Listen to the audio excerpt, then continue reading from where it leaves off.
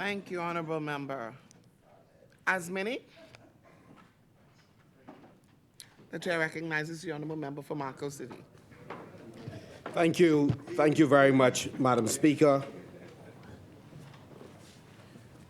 Once again, Madam Speaker, I give thanks to God for this opportunity to be able to rise in this place and to reflect the dreams and aspirations of the people of Marco City and, by extension, Bahamians everywhere. Madam Speaker, I'd like to begin by extending condolences to the family of the following constituents in Marco City and just a few other Bahamians, Madam Speaker. I know many families are grieving throughout the Commonwealth of the Bahamas today. And every weekend, Madam Speaker, most of us in here, we attend funerals to grieve with constituents who have lost loved ones. And our hearts go out to all of you. Madam Speaker, I extend condolences to Charles, LaRhoda, and the entire family on the passing of Sydney, Doc, LaRhoda, to the family of Sylvia Poitier Major, to let all of the relatives, especially Lavanda, know how much we will miss her, to the family of Ralph Wells, especially to Ruth and the extended family. Madam Speaker, I join with so many Bahamians in grieving the passing of Meritorious Council member for the Free National Movement, Rudon Ronnie Ambrister, well known to many of us here, loved by Bahamians across the political divide. He was a powerful voice, not just in serenading so many Bahamians, particularly fallen soldiers in the Free National Movement, but he was a powerful voice in the trade union movement. He stood up, Madam Speaker, for Bahamian artists and insisted that we had our just due in terms of being included on programs when persons came to this country to perform, or at a minimum, the promoters paid their share to the development of musicians in the Commonwealth of the Bahamas. He was an officer of the Bahamas Musicians and Entertainers Union, having served in various positions, Madam Speaker. And over the years, I've gotten to know Ronnie very well. He was a plain-speaking, proud Bahamian. That generation of Bahamians have left us in good stead by setting an example of having a tremendous amount of backbone. Madam Speaker, I will have the honor tonight, along with many supporters and musicians, no matter their political persuasion, in paying tribute in a memorial service to Ronnie Ambrister, right at the headquarters. And you're welcome. Yes, just in the backyard. You're welcome. No, I'm serious. Yeah, it is outside. So please feel free to come. And for some of you, especially Leon and Chester and Zane, welcome back home if you come out this evening. Madam Speaker, I mentioned over the last month and a half, we've lost, in Marco City alone, 3 very special persons to me: Bernadine, Grant, and of course, Plummy, an example of someone who came to the Bahamas many years ago, long before I lived in Grand Bahama, probably before Kwesi and Adrian was born. But she came to Grand Bahama from Jamaica, cast a lot with us, served the Free National Movement, and by extension, the Bahamian people diligently. And we lost her recently, and we miss her. And we lost Victoria Stubbs, known to many persons, certainly members of the other side know her as Vicky, a resident of Marco City, and much like her husband, served diligently the community, loved all Grand Bahamians, and served them. And we say to Bridget, to the grandchildren, and to her son as well, how much we loved your mom, your grandmother, and we will miss her. And she left a powerful legacy of more than 40 years of service. And despite her commitment to the Free National Movement and having helped multiple candidates be elected, including Maurice Moore, David Thompson, Shivago Lang, and myself, she also assisted Norris Bain when he ran. Despite her love for the Free National Movement, she was well loved by members of all political parties because she didn't make a distinction in serving the Bahamian people. And so, Bridget, our heart goes out to you as we miss, on behalf of all of us, we miss Vicky, and we appreciate her sacrifice and your sacrifice. Madam Speaker, I also wish to extend condolences to the family of Ray Minus Jr., a legend in the Commonwealth of the Bahamas. And one of the things that struck me about him, in boxing, unfortunately, in a sense, is like politics. There's a tremendous amount of bravado. Some of it is feigned. People get up and pretend to be a particular way, and that may not be them because they see this as a theater. Well, boxing is the same way. And that was the time you would hear Ray spar with folks, but he was one of the most humble persons I have ever met, who had stature, who had name, face recognition in this country. And again, I'm sure in the course of time, the Minister of Youth, Sports and Culture will find a fitting way to memorialize him and to recognize him in a sense of permanency. Ray Minus Jr. and his entire family, they have been giants in the sporting arena, and they've been indispensable to the development of boxing in the Commonwealth of the Bahamas. And so we extend condolences to the Minus family and to all the boxers who missed this giant of a Bahamian. Madam Speaker, as I transition to our debate today, Madam Speaker, I felt that it was most unfortunate that when we came in this morning, that among the communications that were given was not a communication from the Minister with responsibility for BPL. Madam Speaker, the situation raised by our deputy with respect to the outage, Spring Point Acklands, Madam Speaker, these kinds of occurrences, much like what has occurred in South and Central Eleuthera and North Eleuthera in terms of the problems people continue to experience with water, requires the government to also come here and deliver a communication to talk to not just the people of Acklands or Eleuthera, but to talk to their extended family who suffers alongside them. Imagine, Madam Speaker, for a moment, your mother or father or somebody's grandparents are in these communities without the basic necessity that is required, and persons are stressing over how can they meet a need that we have taken for granted in New Providence and in Grand Bahama, for example, Madam Speaker. And so I thought it was an important point raised that we have to do better in our communication with our people, but more so in delivering better for our people. There are still communities right now, Madam Speaker, that do not have potable water in the Commonwealth of the Bahamas. And there are many communities, Madam Speaker. And so as we debate all of these pieces of legislation, I would say to the leader of government business on the other side, and more so to the member for Fort Charlotte, who has appointed himself as the guardian of the rules, that there are matters of urgency that when we come in this place, that a deviation from a normal agenda or within the context of the agenda, we should be addressing issues that adversely impact the Bahamian people.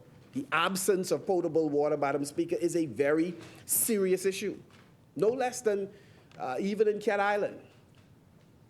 The reality is a study was done by IDB a number of years ago that would have allowed any government to do what is required for those people in stages.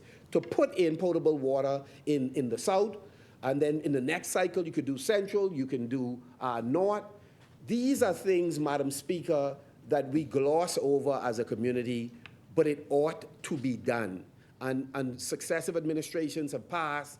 We've made progress on this work. We did a tremendous amount of work in the last administration in terms of installing the required infrastructure for water in Cat Island. But these are things that ought to be completed.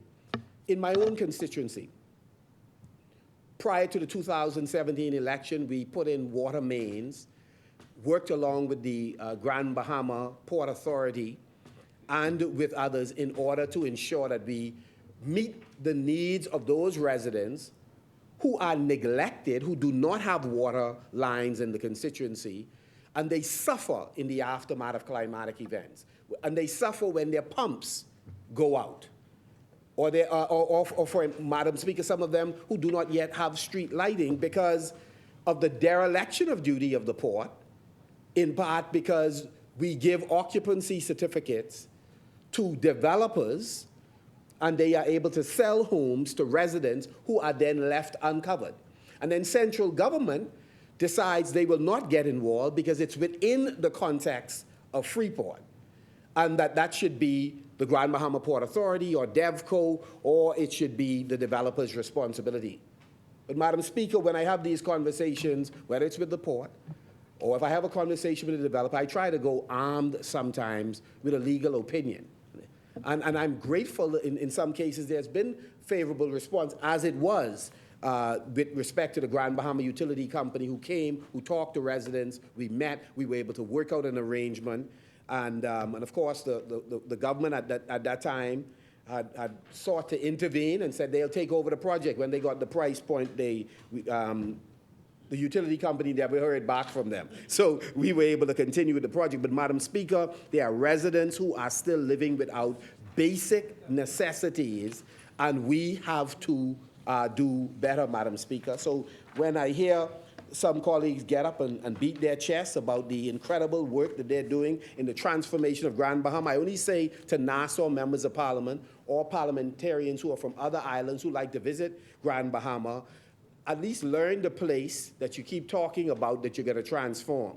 Because landing there and talking to one of your colleagues about what the real issues are on the ground is not sufficient in terms of understanding what our struggles are and what our challenges are, Madam Speaker. And if we're serious, we would, Madam Speaker, have real conversations about the future of Grand Bahama, and in particular, the future of the port. Madam Speaker, under my tenure as Prime Minister of the Commonwealth of the Bahamas, if this administration fails to deal with the issue of the Grand Bahama Port Authority, I tell you, me and my colleagues, we intend to deal with that issue.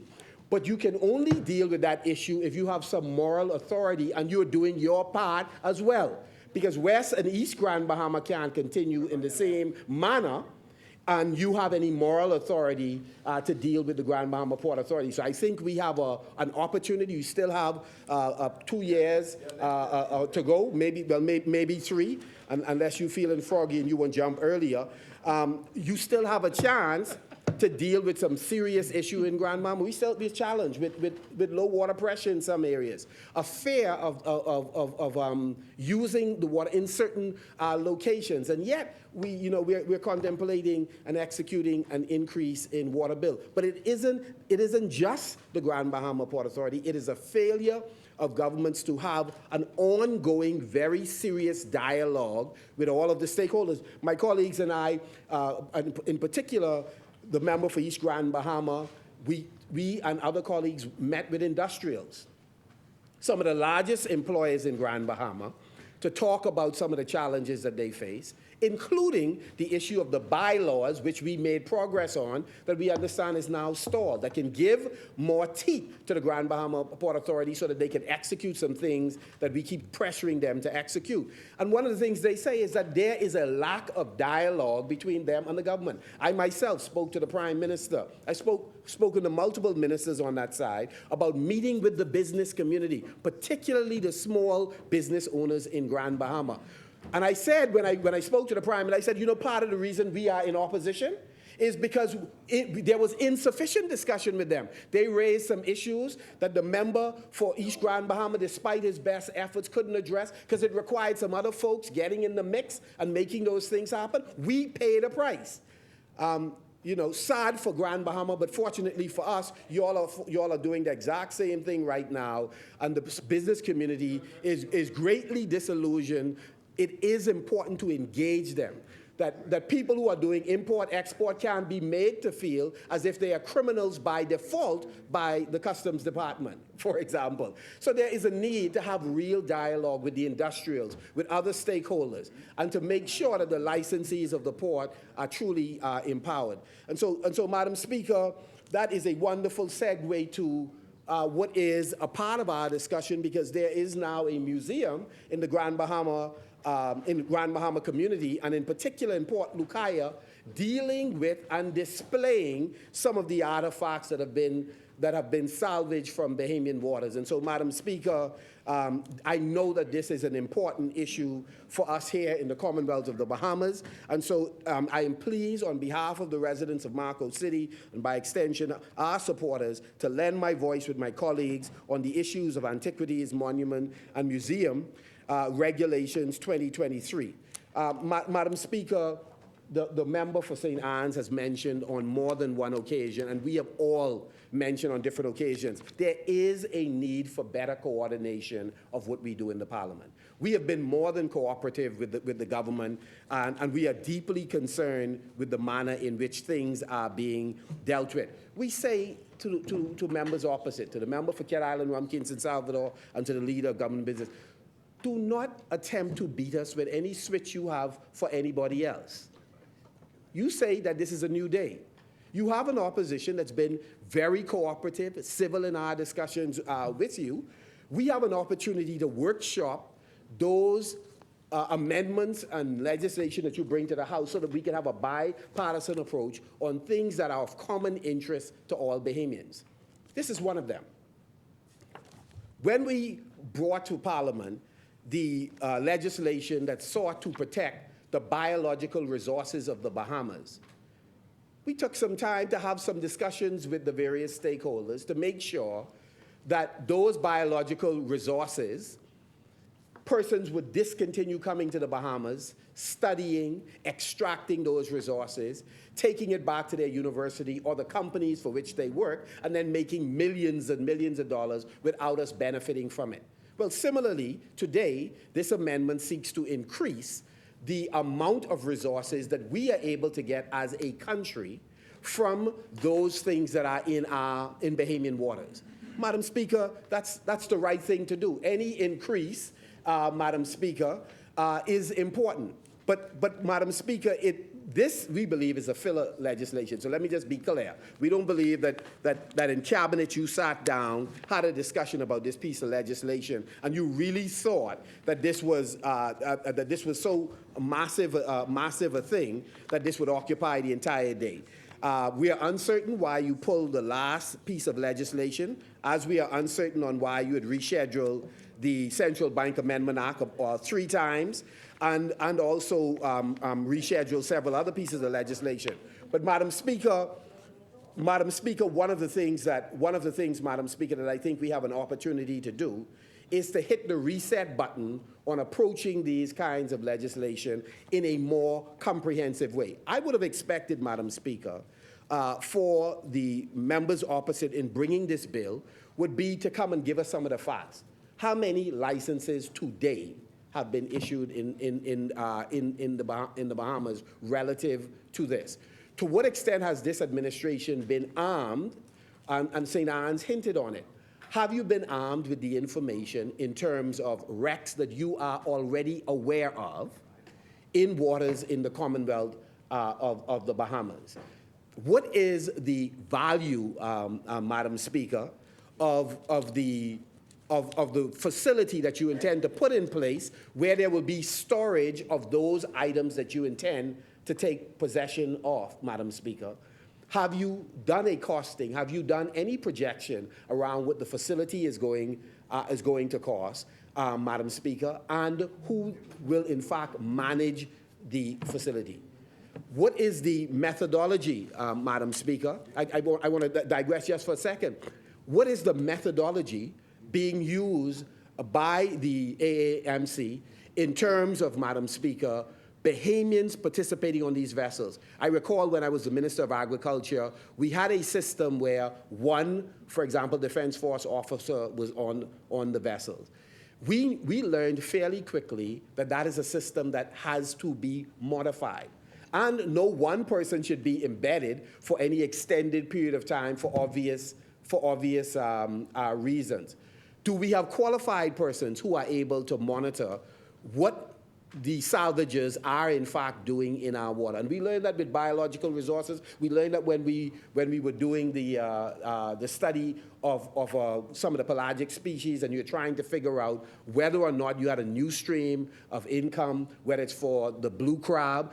Fortunately, we worked with Tropic Seafood, and they had a wonderful system. It allowed us to work out a methodology on how to address these issues. To what extent are you doing that with the persons who are involved in salvaging in Bahamian waters? But, Madam Speaker, the broader issues are for those persons who are doing other things that allow them to do mapping in Bahamian waters. To what extent have they turned over the data that they have found in doing the mapping? One of those groups was mentioned by St. Anne's, those that are looking at mapping the seagrass with respect to carbon credit. But there are many other persons who have been doing mapping, because valuation of natural assets is not new. We've been doing this with respect to corals. We've been doing this in terms of trying to assess the damage of cruise ships to the seabed. So all of the persons who have been doing studies, investigations, et cetera, where is that information resident in government? I don't believe for a moment that Antiquities Monument and Museum should be resident in the office of the Prime Minister. That is something that, Madam Speaker, that ought to be resident in the Department of Culture. We ought to give consideration to it being resident in the Department of either youth, sports, and culture, or even education. We should make sure we will be able to get focused attention from Bahamian professionals for these particular agencies, Madam Speaker. Madam Speaker, so let me just say in short, we certainly support the increase, but there's a lot more work to be done. And Madam Speaker, just to correct the record, the conversation has been made, aspersions have been cast on the opposition, giving the sense that we don't have a sense of history and know the value of preserving natural resources. I find that so incredibly disingenuous, Madam Speaker. The buildings that were referred to, were any of them designated as historical buildings?